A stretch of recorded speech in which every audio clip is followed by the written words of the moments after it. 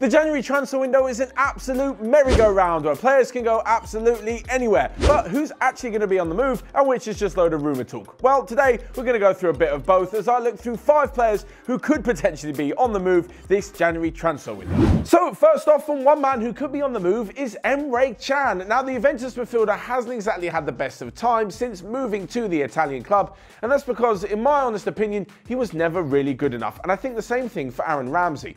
Put it this way. Both of them signed on a free transfer, a pre-contract agreement. It was brilliant for them. It was good for Juventus because they didn't have to pay a transfer fee.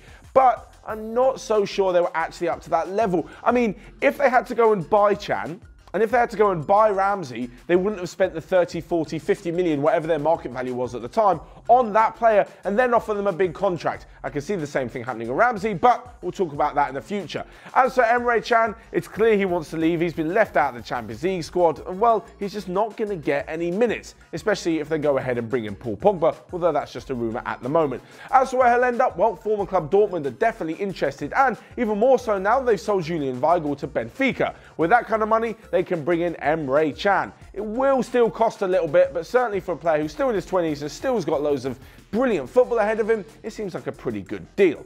One potential move for Emery Chan is a move back to the Bundesliga with Dortmund. This looks even more likely with the fact that Julian Weigl has been sold to Benfica. Despite the fact that he was looking quite a good prospect, it's a rather odd move. Anyway, what it does is free up some transfer money. Of course, they will get even more money in from Alcácer, but they've already spent some on Haaland as well. He, one of the massive targets for every club this transfer window. As with Emery Chan, I'm guessing he'll cost around 20 to 30 million pounds, but as you mentioned before, Dortmund definitely have a bit of money in the bank.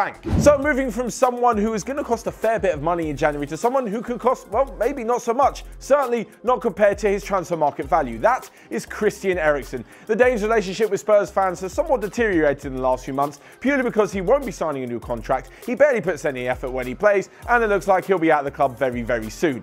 His contract runs out in the summer, which means he can obviously leave on a free, but in January, he can also sign a pre-contract agreement, the likes that Aaron Ramsey signed last year at Juventus, for example. This would mean that Spurs fans would have to put up with him for another few months before he eventually departs the club. On the other hand though, it would be pretty ridiculous and it would make Daniel Levy look very stupid for Tottenham to lose Eriksen on a free transfer next summer when his market value is around 80 to 90 million pounds.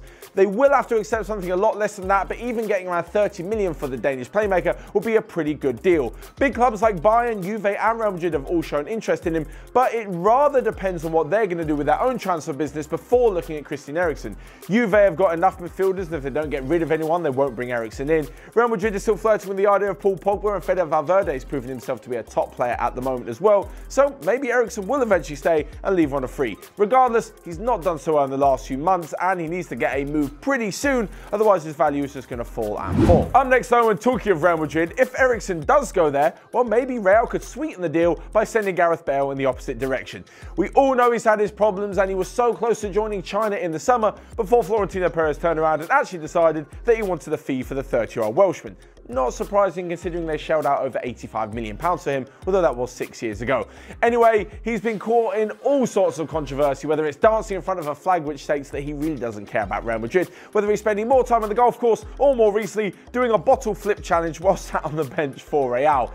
Either way, he definitely would be welcome back at Spurs, and I'm sure many clubs would take a punt on him if they don't have to pay a transfer fee. He's 30 years old, which means his sell-on value is not going to be too great, and he's very, very injury prone. The fact is that his wages are going to cause enough of a stumbling block, so if a team's going to have to shell out 40, 50, 60 million on top of that, it seems highly unlikely. That's why I think that an Eriksen-Bale swap deal actually wouldn't be too bad for either club. But moving on from Bale and next to Koulibaly, someone who's got an unbelievable reputation but may need to jump before his ship sinks. That ship being Napoli. In the summer, there was loads of talk about him going to Real Madrid to replace Sergio Ramos. Manchester United needed someone before they spent 80-odd million on Harry Maguire. Koulibaly was worth that 80 to 100 mark, but since Napoli haven't done so well in the first half of the season, I'm not so sure he's going to be worth that much. Now, of course, I'm literally not pointing all the blame on Koulibaly in the defence. He's still a top player, but it's just when the team drops out of the European places altogether in Serie A, it's very difficult for them to justify spending so much money on him, especially if they know that Napoli aren't going to get all of that money back from getting into the Champions League next year, and they'll eventually accept a lower deal.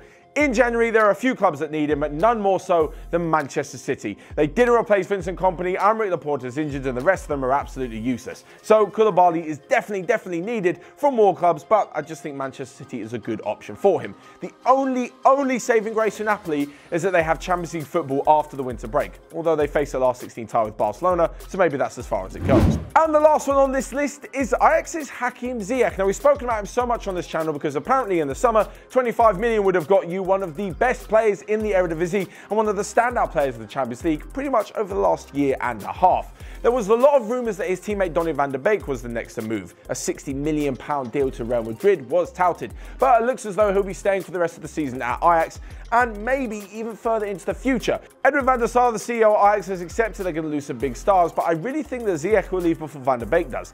Van de Beek is Ajax born and bred. He has ties, so much affinity with the club. If you cut it open, he'd probably bleed Ajax. With Hakim Ziyech, I'm not saying he doesn't love the club and all the stuff that he's achieved with them, but it's probably more likely that he's going to be tempted to move on, especially if a big club come calling.